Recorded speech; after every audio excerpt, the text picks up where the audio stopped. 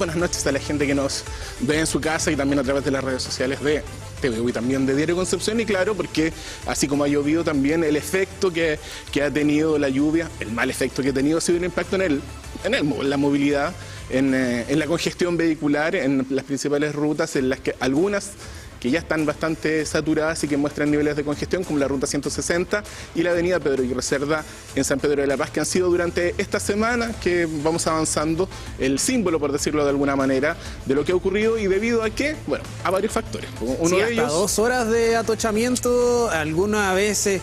De hecho, a mí pocas veces me había tocado verlo, pero el atochamiento empezaba a la altura del paradero 14. Sí, es decir que muy atrás de lo que normalmente estamos acostumbrados. Sí, claro, y eso tiene que ver con que la tormenta perfecta no fue solo de agua, sino de una serie de condiciones que han permitido que durante estos días la situación haya sido compleja, y considerando que mañana, tal como lo mencionaron las autoridades, hace poquito debieran precipitar del orden de 40 milímetros, otros 15 a 20 el día viernes, significa que vamos a tener más agua y que por lo tanto las cosas que han ido ocurriendo durante las últimas horas se pueden acentuar y de repetir. Ahora, ¿por qué la congestión? Más o menos todos lo intuimos, ¿no? Cierre de la Ruta de la Madera obliga a las personas que están en Santa Juana a utilizar el camino a Patagual, generar toda esa vuelta para salir a Coronel y luego atravesar la Ruta 160, pasar por Pedro Aguirre Cerda para llegar a Concepción. Si pasaste 2 horas en el taco, bueno, lo pasaste mal, pero lo peor lo pasaron o lo están pasando los vecinos de esta zona, porque el trayecto está demorando del orden de las 3 horas a las 4 horas. Claro, el desvío. Sí, claro, o sea, es como ir a Talca. Claro. Así de simple, eso es lo que se están demorando. ¿Y por qué? Por cosas que ya hemos conversado en el último tiempo.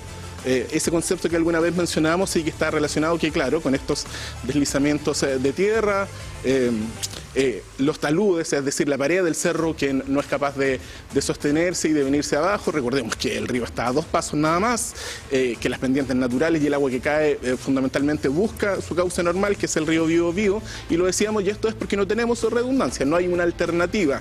De hecho, si tuviésemos, y ya lo plantearon ya algunos expertos, lo dijo la alcaldesa de Santa Juana y lo dijo alguno de los expertos con los que hablamos el día de hoy, mañana llevamos una nota en Diario Concepción, si hubiésemos tenido, ¿se acuerda el otro día hablamos del puente Amdel?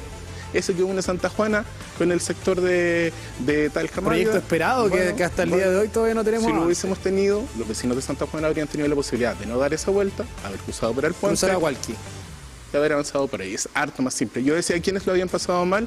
Esta semana fundamentalmente los estudiantes de educación superior de la comuna de Santa Juana, quienes tenían que rendir algunos escolares la prueba de selección universitaria, la PAES, 5:30 de la mañana, tuvieron que estar en la plaza de Santa Juana para poder abordar un bus especial y poder trasladarse. Imagínense lo que significa levantarse a las 4:30 de la mañana para tener que venir a rendir una prueba. Entonces, y el estrés, además. Sí, el panorama no es sencillo. Todavía no hay fecha para la reapertura de la Ruta de la Madera, así que existe una posibilidad, dependiendo de la cantidad de agua que caiga, una posibilidad que durante el fin de semana pudiese existir una posibilidad de que se abriera una pista. Ese socavón gigantesco que está ahí es el kilómetro 91, cerca de Nacimiento.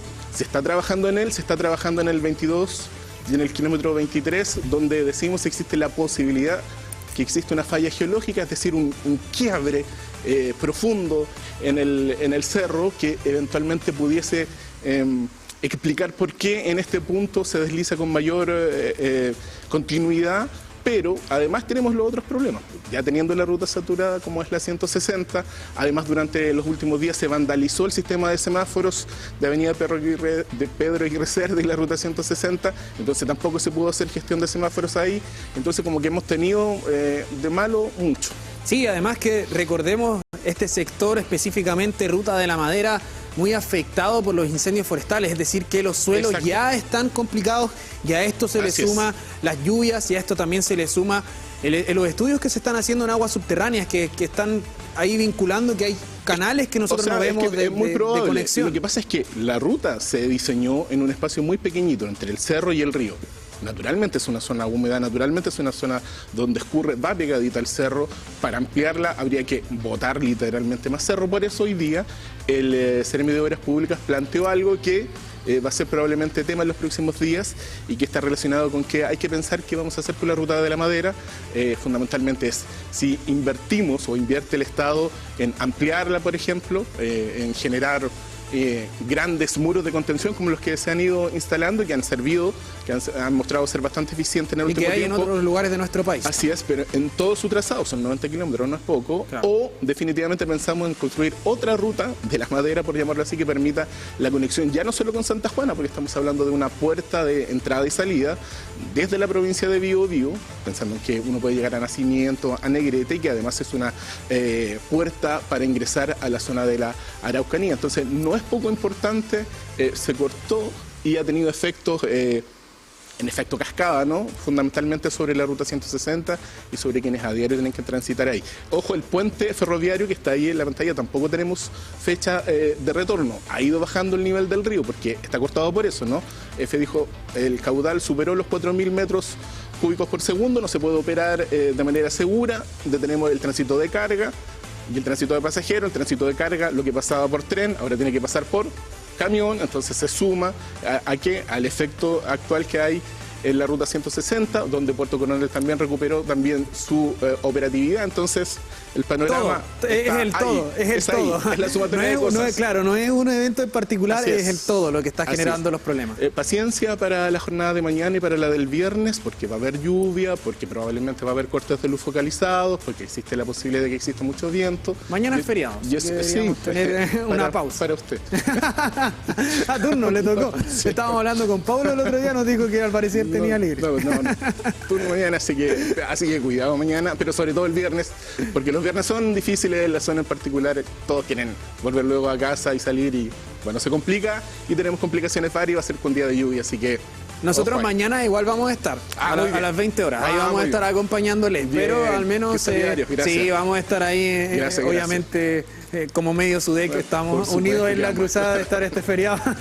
Claro que sí que vamos a estar. Así que la recomendación es a tener paciencia porque, bueno, pues la infraestructura ha soportado más o menos bien, de manera razonable. Hay lugares donde claramente la cosa está peor, pero viene más lluvia, viene más viento y hay que tener cuidado sobre todo con los peatones. Y se va a mantener así. Sí, claro. Y se va a mantener así, al menos en lo que se ha visto en el panorama meteorológico. Por lo menos durante jueves, viernes, y ya durante el fin de semana la cosa debería tender a mejorar hacia la otra semana, pero viene después el frío.